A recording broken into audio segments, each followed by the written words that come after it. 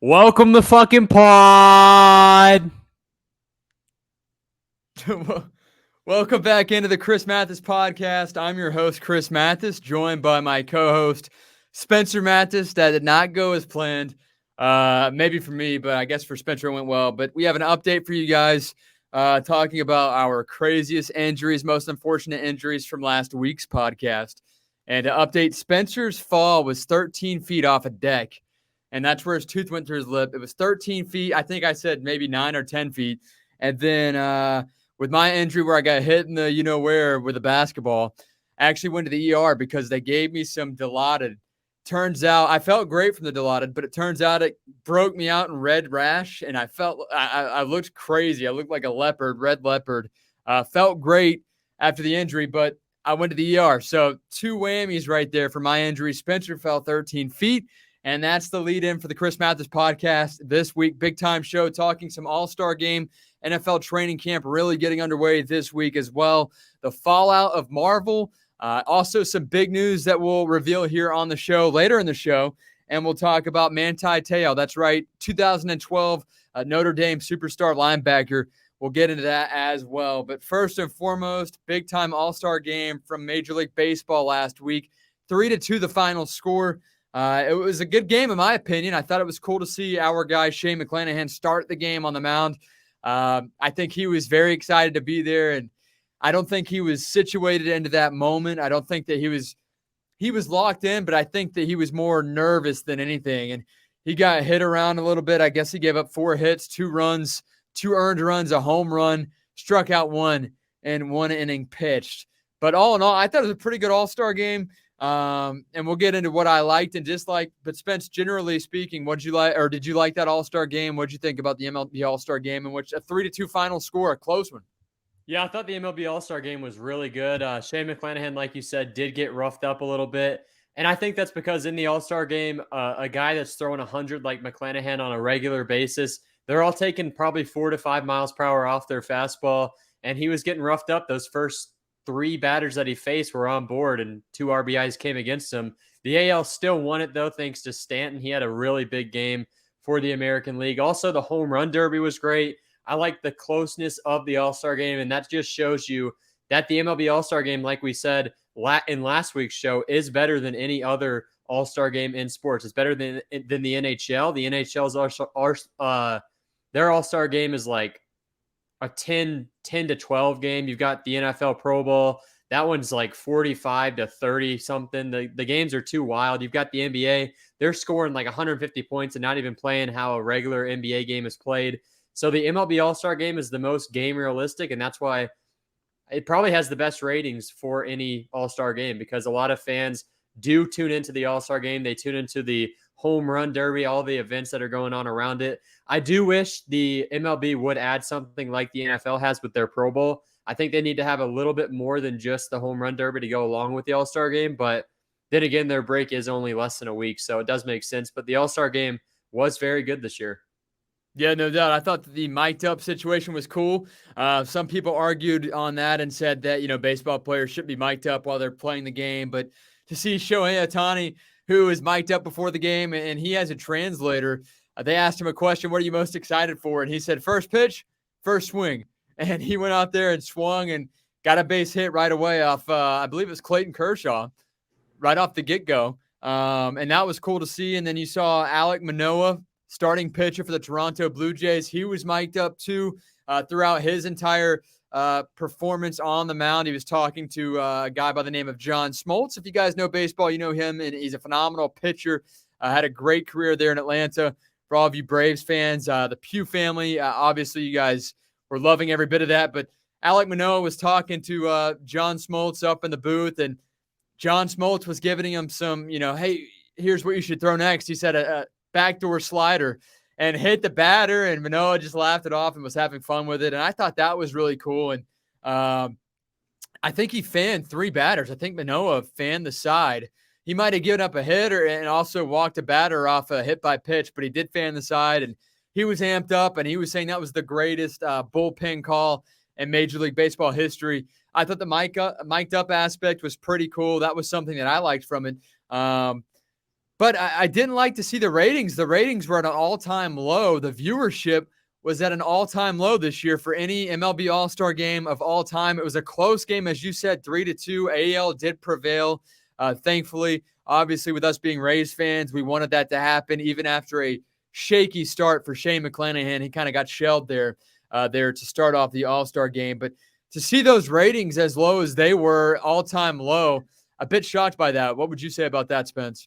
Yeah, well, I mean, like we said, the MLB All-Star Game is great, but MLB is a dying breed at the moment with all these oldies trying to take away from the funness of the game for these young guys like Fernando Tatis, Ronald Acuna, and other guys along those likes. But you can see why they didn't have that big of a rating, because fans have just stopped caring as much about baseball as you would like as an MLB fan. I think NFL's top, then you got NBA. I don't know what follows. I guess MLB would be third, but it's not really America's pastime anymore.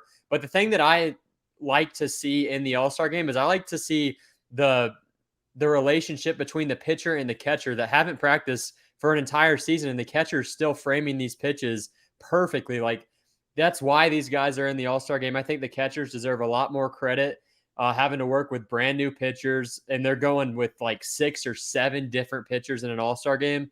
I think that's something that's fun to see every single year. And yeah, I mean, I guess you can see why they didn't have their best ratings. I thought it was a very good game, and I was definitely tuned in. Yeah, I stuck with it through about 5 2/3 innings, and then I kind of trailed off and got some work done. But it was cool. And that's much longer than you would tune into like a Pro Bowl where you watch like the first 2 drives and you're like, wow, they are not even trying, and then you tune out. Yeah, that's a good point in terms of trying to get like a comparison of time frame. Yeah, I guess 5 innings would be just over halftime if you were to watch the Pro Bowl. And there's no way I watch it up at the Pro Bowl. As you said, at best, I might watch the first quarter. But yeah, probably 2 or 3 drives is all I'll give that, because there is no defense. There's no physicality now in the Pro Bowl. So it's not really fun to watch. All-Star game is the most realistic.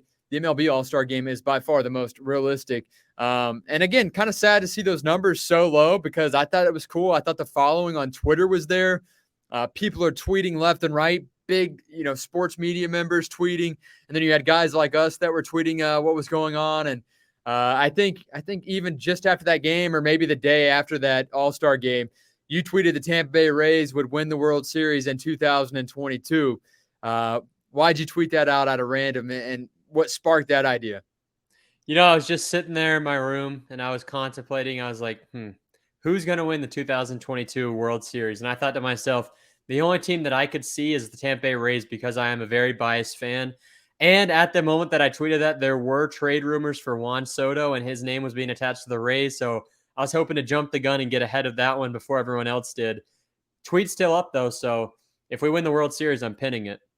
Yeah, no doubt. And if you don't win the World Series, Old Takes Exposed will quote you, and you'll go viral for that tweet. But all in all, I thought a great All-Star week. I really enjoyed the home run derby, even though it seemed like Albert Pujols kind of got a lucky break there against Kyle Schwarber. Yeah, it looked like Kyle Schwarber just really wasn't trying in this home run derby. I mean, if you're getting beat by Albert Pujols, as a guy that's hit 29 home runs in himself, that's Kyle Schwarber. He's hit 29 home runs before the All-Star break. I think he hit like 13 in round 1 against Pujols, which is insane. Pujols had 6 coming into the game, and then the first game back from the All-Star break, Schwarber hits a home run in a real game. So I think he was taking a little bit off. I didn't think he wanted to mess up his swing that much. Again, it comes down a lot to pitching. He had the best All-Star game pitcher for the home run derby. I think a lot of people that have won it over the last couple of years have used this guy. I forgot his name. He used to pitch in the MLB, but he's a legend, and you can't really blame him. So Schwarber, I think he really was taking a little bit off. And I mean, it's much cooler to see Pujols win it, to be honest, but he didn't end up winning the whole thing, of course.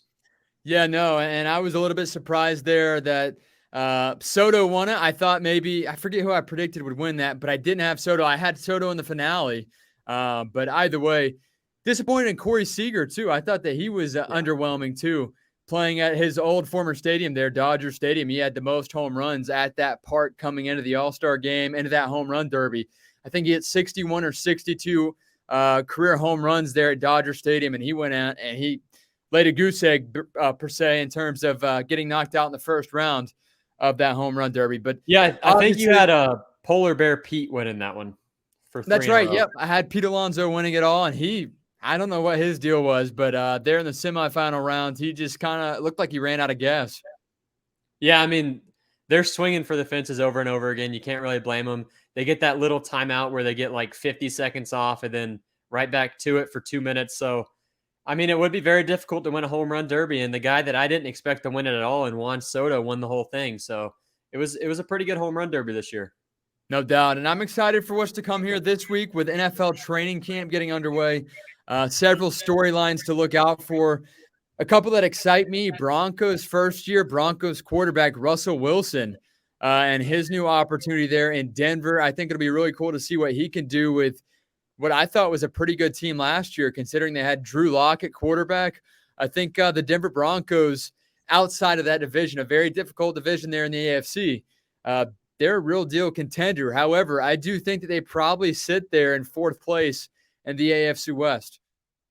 Yeah, well, I mean, you go back to last season and you saw the Broncos defense. They're very good. They've got Justin Simmons at safety, Patrick Surtain the second at cornerback. They've got a pretty good pass rush. Of course, they don't have Von Miller anymore. They traded him away nearly 2 seasons ago somehow, but they've got a stellar defense. They've got a good receiving core. They've got a pretty decent tight end. I think they traded away Noah Fant in that trade that they shipped off Drew Lock to Seattle, but who did they pick up? Who did they pick up from Seattle as their tight end? Who Noah was it? Fant? Did they pick up Noah Fant? Oh, no. They They traded him traded. away? Yeah. Yeah, they traded Fant. Who was that I tight don't end? know Hang who their on. tight end is this coming up season, but they've got a good backfield in Javonte Williams. They've still got Melvin Gordon back there. You've got Russell Wilson. The big problem with the Broncos is their offensive line, and that's been a problem. And a guy like Russell Wilson, who's 5'10", he's a guy that has to get out of the pocket. So we'll see how he does. I mean, he's not very good when he gets out of his spot. You go back and watch the tape, you can see that. He's got a great deep ball. If he can take a little bit of protection, he's going to need it in this Broncos offense because they're going to have him rolling out in that West Coast scheme. It's going to be fun to watch Russell Wilson. He's got a good defense to back him up, though, which he didn't have in Seattle. This offensive line is not great, but it's still an upgrade from Seattle. You'll see whoever starts for Seattle next season, they're going to have a pretty fucking difficult time. But Russell Wilson with the Broncos, I think this is probably one of the most exciting quarterback moves that we've seen in the past couple of years. And you look at the division, though, that's the thing that's really going to hurt them. I don't think the Chiefs are going to be as good next year, but I still have them winning their division. I've got the Chargers ahead of the Broncos, unless the Chargers defense doesn't pick it up. I mean, but they signed Khalil Mack to put by Joey Bosa. I mean, I can't see the Broncos being in the top 2 of this division, even with the addition of Russell Wilson.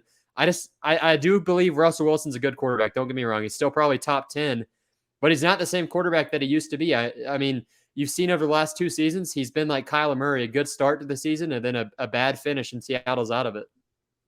Yeah, no doubt. Also, Derek Carr has a new weapon in Devontae Adams there in the AFC West as well. So, again, I'm not a big Las Vegas believer in what they can do. Yeah, I don't think that they're necessarily going to be a true threat. I don't know. I just don't find that Derek Carr is that quarterback that can push you to that Super Bowl, to the promised land. I think he gets you to the playoffs more times than not, but he's not that guy that I feel is going to be able to push his team. And obviously, Russell Wilson, he's in his first year with a new offense in Denver, but he's been there. He's done that. He's been to the playoffs several times, especially back in the day, 2012, 13, 14, 15, Yep. with the Legion of Boom. So this guy knows what it takes. Derek Carr, he just made his first playoff appearance last season in 2021. Yeah, but the addition of Devontae Adams is an absolute that's a game changer for the Raiders. I mean, to pair him with Hunter Renfrow, Darren Waller, you've got Josh Jacobs in the backfield. Their defense isn't the best, though, and that's going to be difficult. Carr's going to have to play nearly perfect this season, but Devontae Adams is going to be great this season. I think he's going to be the most targeted receiver in the NFL. Josh Jacobs, he's had injury concerns over the last 2 or 3 seasons that he's been in the league. Mm-hmm. He's a great running back when he's healthy. He's averaging like 5-point-something yards per carry, which is really good. It's above average. And then you've got a great tight end, probably top 3 in the league in Wall. And then you've got Hunter Renfrow, probably the best slot receiver in the league all around. So they've got a great offense. Darren Waller, but they've got a great offense. It's just going to come down to their defense. They've also got a good offensive line, which they've had for years, even with replacements over and over again. The only thing is their defense isn't great, and John Gruden building that team added a lot of veteran presence that has kind of gone by the wayside at this point. They've all aged out of their careers. Yeah, it reminds me of the Buccaneers in 2007, 2008, John Gruden's last couple of years there in Tampa. And yeah, the team was really done for. He left them out to dry, hung them out to dry, and then they had to bring in Raheem Morris. And then we went through that cycle of head coaches, and none of them panned out until Bruce Arians came to town. And things changed. Now we have a new head coach in Todd Bowles, who was the head coach of the New York Jets years ago. And he still has to prove himself, in my opinion, as a head coach. It'll be cool to see that headline and how those guys in Tampa will react to a new head coach in Todd Bowles. But also open quarterback competition in Carolina. That one kind of excites me as well. You've got Sam Darnold, who comes back for his second year there with the Panthers. And then first-year Panther quarterback Baker Mayfield, who comes off a up-and-down career in Cleveland, comes off a pretty bad shoulder injury last season. Obviously, you'd expect that Sam Darnold has the leg up on Baker Mayfield, knowing the system per se. But it'll be interesting to see how these two quarterbacks go head-to-head. As Matt Rule said, head coach of the Panthers, it is an open competition for these two quarterbacks. Yeah, this is one of the biggest storylines of training camp going into the regular season because you have a guy in Sam Darnold who's getting paid way more than Baker Mayfield is by the Panthers. So he's going to have the upper edge going on into training camp and into the preseason. But I think Baker Mayfield's a better quarterback than Sam Darnold. So we'll see if they go money or talent first, because if they're going to go by talent, I think Baker Mayfield's your starter. But if you're going by who you're paying the most money after that franchise tag last season that the Panthers placed on Darnold after a 4-0 start, they're paying him a lot more money than they're paying Baker Mayfield. It's probably like a $15 million difference in the 2022 season. So that's going to be a great competition. And I've got Baker Mayfield edging out Sam Darnold for the starting role in Carolina. Yeah, no doubt. Obviously, because of the talent, I think that you have to cross out the expense that you're paying Sam Darnold and just eat that one, hold that loss, because at this point, Matt Rule entering his third year in Carolina, he's won 5 games in each of his first 2 seasons with the Panthers. He's got to prove himself, and if he wins 5 or less again this year, he's canned. And I think that Baker Mayfield gives you the best chance to get out of that 5-game streak that you're in, 5-win streak that you're in, and we'll have to see if they're able to do it. Obviously, it'll be interesting to see Baker Mayfield have a great running back, and Christian McCaffrey, who will, again, be the security blanket for the quarterback there, no matter if it's Sam Darnold or Baker Mayfield. Question is, how healthy can Christian McCaffrey stay in this NFL system in which they give him the ball way too much? I know he is their offense, but this guy can't stay healthy. He can't stay on the field. Yeah, and the thing is, the Carolina offensive line, this has been a big talking point over the past couple of seasons. They drafted Ike Ekwonu to place at left tackle, which is going to definitely help whoever they choose at starting quarterback. But the interior part of their offensive line is still not built, and that does not fare well for your quarterback, especially if it's Baker Mayfield, who sits at 5'10", or your running back Christian McCaffrey, who's been injured the last 2 seasons. He's the best running back in the league, don't get me wrong, when he's healthy. But over the last 2 seasons, he's been injured, and he's played like less than 12 games in 2 seasons. And if that offensive line doesn't pick up their play, I don't see Christian McCaffrey going a full season. But if McCaffrey stays healthy, you've got DJ Moore at receiver. They've got a pretty good offense. And if Baker Mayfield can roll out, complete his passes, look for the checks down to McCaffrey if he's playing, I think Carolina is a team that may be a fringe wildcard squad next season. Also, another topic heading into the NFL training camp, the Tampa Bay Buccaneers are without Rob Gronkowski this season. And for me, that's the difference in a Super Bowl appearance and not. And I know things can change, but with the Buccaneers' schedule, it is very difficult. I think they're going to be there in the NFC Championship. I just don't know, as of right now, until the season gets underway, if I believe that this team is a true Super Bowl contender, if they can really get to that big game. But Rob Gronkowski out, obviously Tom Brady's favorite target for the last, I guess, since 2010 when Rob Gronkowski was drafted, arguably stated that he was Tom's favorite target. But Tampa had Cam Brate. They have 2 other rookie tight ends that they drafted this year that are on the roster. And then they make a move last week and they sign Kyle Rudolph, who's entering his 12th season in the NFL. He played for the Minnesota Vikings for 10 years, 1 year with the New York Giants last year. 32 years old, Kyle Rudolph. What do you think about the signing for the Tampa Bay Buccaneers as they look to somewhat replace production or help out the tight end room, the special room there in Tampa Bay, a room that the Bucs have relied on for years over the last 2 or 3 seasons?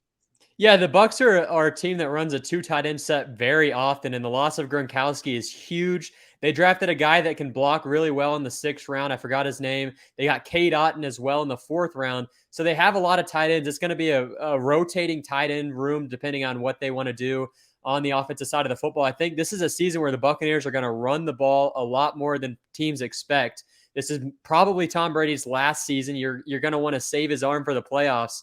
The Buccaneers are a playoff team next season, no matter what. But with all these tight ends rotating in, you've got Kyle Rudolph, you've got Cam Brate, you've got Cade Otton, you've got the other rookie who's basically a run blocker. I think Rudolph was a great tight end. Not anymore. He's not a great tight end anymore. He can block better than Cam Brate, so he will be the starter.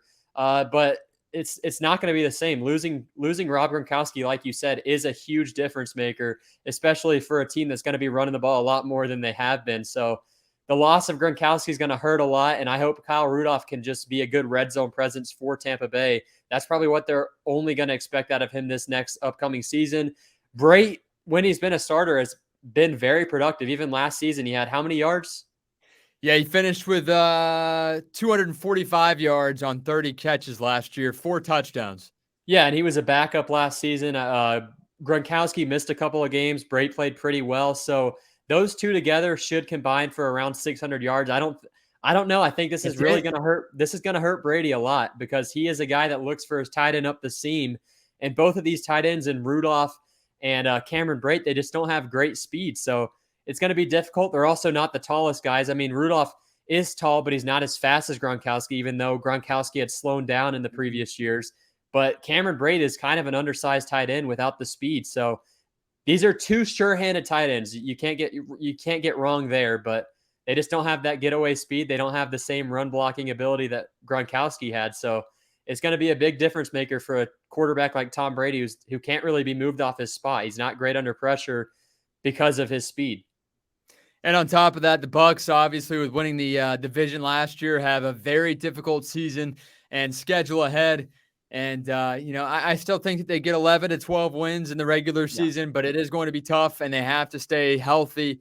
And that's real cliche because every team has to stay healthy. But if any of the main guys go down for the Buccaneers, I'm talking Mike Evans, Chris Godwin again, Tom Brady, the Bucs are in real trouble.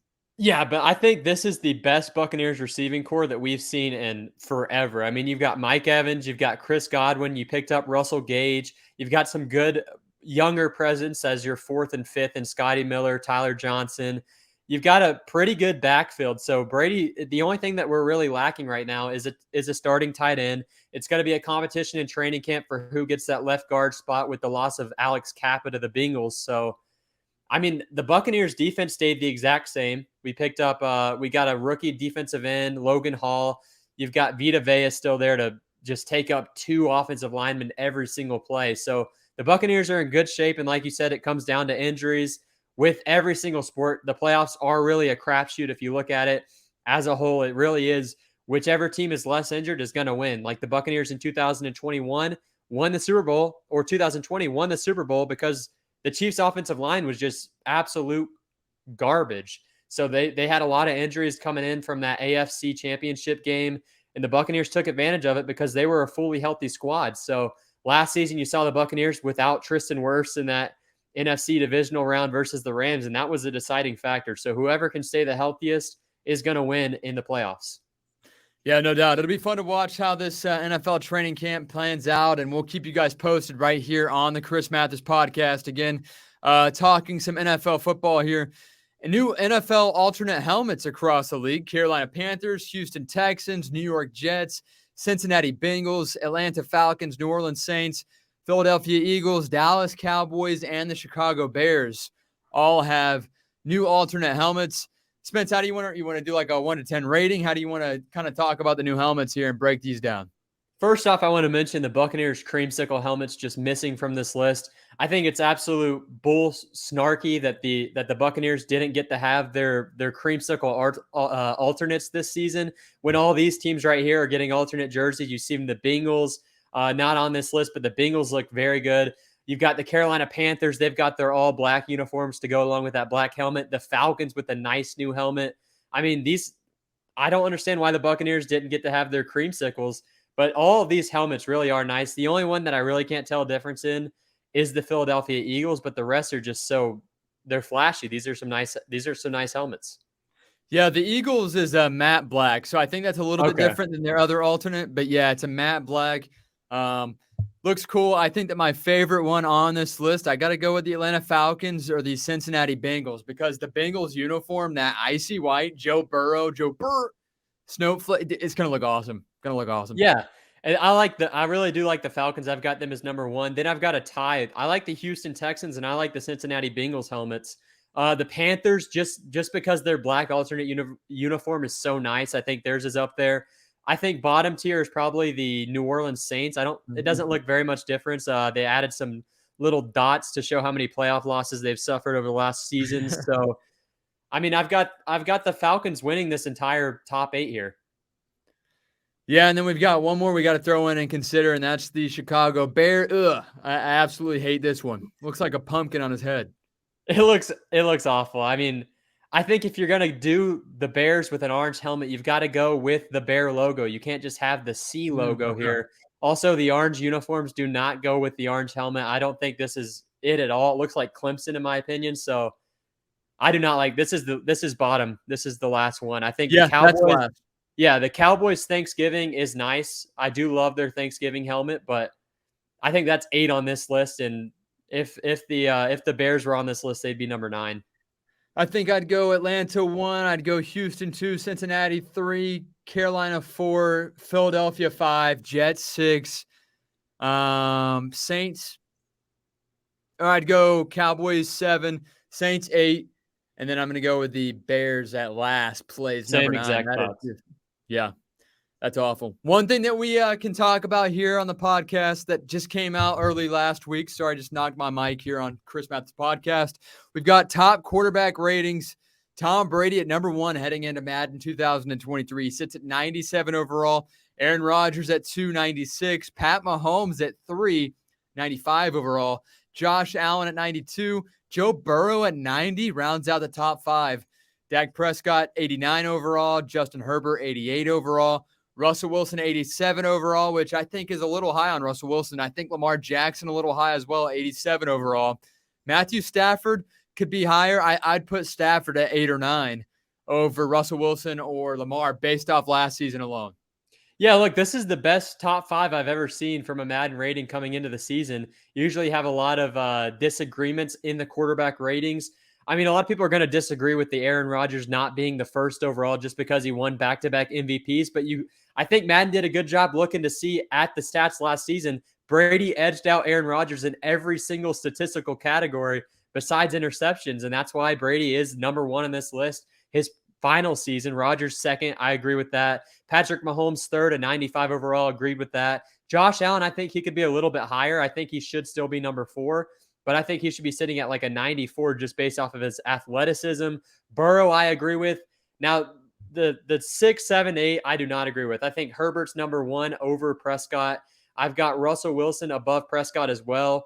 So Lamar Jackson should be a little bit higher. I think he should be higher. His speed alone should add a couple of ratings, and he's a pretty accurate quarterback when it's all said and done. He just missed a lot of games last season. He'll be my quarterback next fantasy season. Stafford, 85, 100% agree with, only because if you go back and listen to our pods from the last regular season, Stafford was struggling a load in the regular season. Yeah. I mean, his playoff run was great. Cooper Kupp really absolutely separated Stafford, winning them the playoffs, basically. I mean, their defense was also insane with Aaron Donald leading the pack, another 99 overall season for Donald. So Matthew Stafford at an 85, I 100% agree with, and I think these top 10 are correct. Just Herbert should be ahead of Prescott, and so should Russell Wilson. I think Lamar should be an 89. I think that the top 5 are perfect, though. again, talking about Madden NFL, EA Sports, Madden NFL 2023 ratings here on the Chris Mathis podcast. A little bit of a hiccup there. But yeah, I think that if you shuffle around after the top 5, maybe 6, 7, 8, and maybe move. Well, like you said, Stafford did struggle there in the tail end. He just made Tampa look bad in the NFC Championship when it mattered the most. But yeah, I think if you shuffle around the 6, 7, 8 area and move a couple of guys around, I think that's a perfect ranking. And to see Tom Brady at number 1, no bias, just to see that they didn't screw him out, just like with LeBron James not getting MVPs because he's won so many times. Madden did not screw Tom Brady out of it just because they wanted someone new to be ranked number 1 or, put him at number 2 just because Tom Brady's done it for so long. That's unfair. And Tom Brady at 97 overall is fair heading into this Madden football season. Also, Spence, we want to talk about some Marvel. You said you have some issue with Marvel going on. Let's talk about some Marvel, man. Yeah, I've got a huge issue with the Marvel movies over the past couple of months. You got Morbius, and then you transition to Thor. Morbius, absolutely awful movie. I don't understand what they were trying to go for there. But Thor: Love and Thunder could have been so good. But they did the thing again where they bring a bunch of children into the movie, make them have superpowers. The CGI is getting worse and worse with each coming movie. The next time we're going to see a Spider-Man movie is 2024. There's not going to be an Avengers movie till 2025. I think superhero movies in general are a dying breed over the last couple of years. The only ones of note over the last year were Batman, which I thought was a great movie, and Spider-Man No Way Home. I thought those 2 movies were great, but since then, I think Marvel's Phase 4 has been absolutely awful. I think it's a dying breed. I think the CGI is getting worse. I don't know. It feels like they're just trying to make too many jokes in these movies. Thor, yeah, it was pretty cheesy. Thor, Love and Thunder? Yeah. Very cheesy. It was funny, but I don't know how funny a superhero movie should be where they were trying to, come out alive and save some people, and kill somebody off that was doing wrong. And they're making some crazy jokes. And my favorite part of the entire movie was the goat, the noise the goats made. But that should not be the funniest part or the best part of a superhero movie. Yeah, the screaming goat meme was from 2015, and that's in a 2022 Marvel movie. You've got so many jokes that just you were waiting for the punchline. Yeah, you were waiting for the punchline to hit, and they just didn't. So you're wondering, was that a joke, or am I supposed to be laughing at this? I found myself laughing at the action scenes just based off how stupid they were. I don't know. I feel like Marvel's just kind of transitioning away from the teenagers and young adults guys. I think they're transitioning to children. I think they're just trying to avail to children, and I don't know. I feel like the superhero movies are just losing the serious factor. Like in any of the fights throughout the entire Thor: Love and Thunder movie, I didn't think Thor was going to lose any of them throughout the entire movie, even with the great portrayal of the bad guy in this movie. I thought it was great. I thought Christian Bale did a good job, but then again, I can't even remember the bad guy's name, so I don't know. Yeah, no, I agree. I didn't know that was Christian Bale till afterwards, and I'm like, man, he killed that. He played a good role. Yeah. And I think I saw a tweet talking about his role, and that's kind of how I noticed, oh, dude, it really was Christian Bale. He killed it. I thought it was a great role from him. In my opinion, he was the best part of the movie. He was the only serious part about the movie. He was a little dark and too serious, but they were trying to save the world and stop this guy from capturing kids. And the whole movie, they're making jokes. Yeah, the opening scene pulled me in, and then I was waiting for an action scene for the next hour. The movie's 2 hours and like 10 minutes, so waiting for an action scene after an hour of watching a movie, you don't see the bad guy anymore for an hour. I mean, Christian Bale was underutilized in this movie. I think Chris Hemsworth is a good actor because he can play himself as just being funny based off of no jokes, which Marvel has turned to. I think that the worst part about the movie was the Lady Thor. I think she's a horrible actress, I should say. I forgot who was Natalie Portman. Natalie Portman's usually a pretty decent actor, but all of her punchlines just were not hitting. The storyline with the cancer was a bit odd, in my opinion. Then they made it seem like she sacrificed herself. So I think Marvel is falling to the wayside. I wouldn't even recommend seeing this movie. I give it a 3 out of 10. I think that the downfall of Marvel actually started with Spider-Man No Way Home, with the costume, with Spider-Man's costume. That's when I was like, man, they're really, and other than that, the movie was phenomenal. But I was nitpicking because Spider-Man's my favorite superhero of all time. And here his outfit looks so CGI throughout the entire movie. The very beginning of the movie where he, flies up in the air with Zendaya. Just a couple of scenes there where I was like, what the heck is going on? Looks kind of cheesy, but overall great movie. But that was when I first realized, hey, Marvel's on the downslide. They are going downhill, and they're going to have to find a way to redeem themselves. Yeah. But And then you have, with Marvel going on the downside, like you just said, you would think DC would capitalize, but the next Batman movie doesn't come out until 2025. So we're waiting 3 years for a new Batman movie while DC is on the downslide. Then in 2025, which are the next couple of decent Marvel movies, I guess, 2 Avengers in the same year. I think there's just too big of a gap between these movies, unless Spider-Man comes out sometime in between that we don't know about. But I don't know. I think that superhero movies in general are just not hitting as the same as they used to. And I think a lot of people share that same sentiment because the serious factor has been taken out of these movies. Besides the Batman, I thought the Batman was great, but we're not going to see another one till 2025 at the earliest. Yeah, I think maybe Joker might be something you might want to check out when they come out with the next Joker. Oh, it's a Joker musical. 2 is a musical. Okay. Well, that stinks because Joker, the first one, was phenomenal, Great. and I enjoyed it. What's that? It was great, yeah. Yeah, it was good. It was a little gruesome, but I thought the storyline was awesome. It finally gave the background to who Joker was and why he's the way he is, and I really enjoyed that one. But hey, another thing that's going to try to redeem itself is the Manti Te'o story, as Netflix has announced they're going to release a documentary called Untold: The Girlfriend Who Didn't Exist. In 2012, you guys probably recall Manti Te'o, the linebacker for the Notre Dame Fighting Irish football team that had a girlfriend that allegedly died, just before the national championship or around that time. And he was distraught. Of course, his girlfriend died, but he never once met this girl, never once FaceTimed this girl. They were just dating through, online, and come to find out it was all a hoax. She was fake. It was a person running a fake account toying with Manti Te'o, and I don't know if they ever found the person or what. But anyways, the alleged girlfriend had died. Manti Te'o was distraught. It was a huge storyline all over the place because they didn't realize it was a hoax until a couple of days later. And now they're bringing up a documentary. Not only are they going to have a documentary on Netflix about the story, Manti Te'o is actually starring in this documentary. Dude, I think Manti Te'o has taken this too far. I don't think Manti Te'o was lied to by someone on the internet that he believed to be his girlfriend.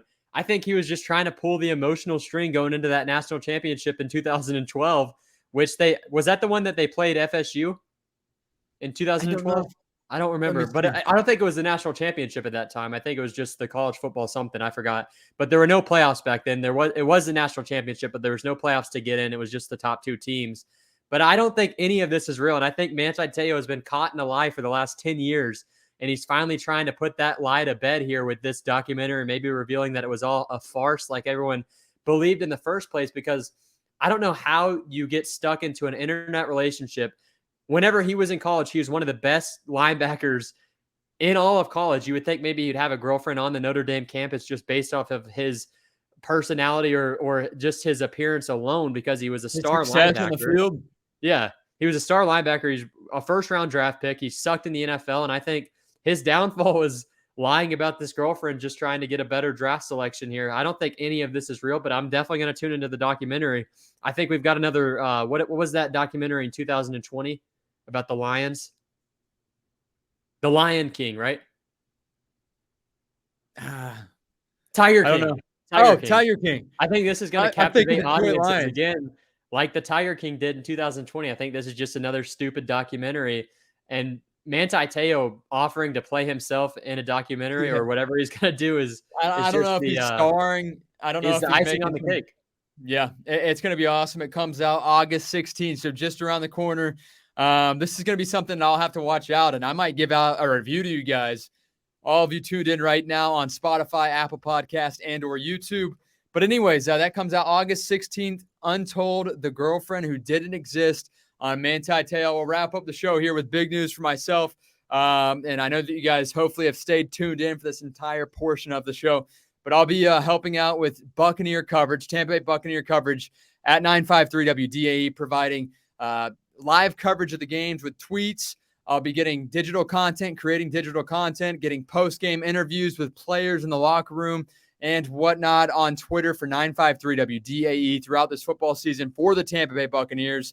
Going to be a lot of fun. Follow me at the Chris Mathis on Twitter, at Instagram, the Chris Mathis. And, of course, follow the station page, 953 WDAE as well. Great opportunity. I'm very excited for that. And just wanted to plug that to you guys and tell you guys how excited I am for this opportunity to be able to do something like this, something I've dreamed of since we were playing backyard football. And this is a great step in the right direction, Spence.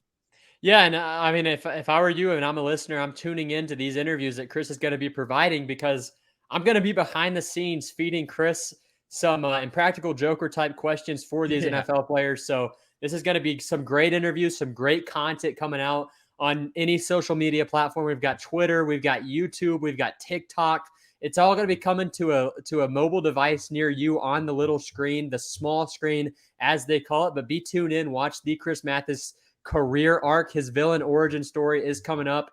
Just wait and tune in and just continue to listen to the Chris Mathis podcast on YouTube, on Spotify, on Apple Music.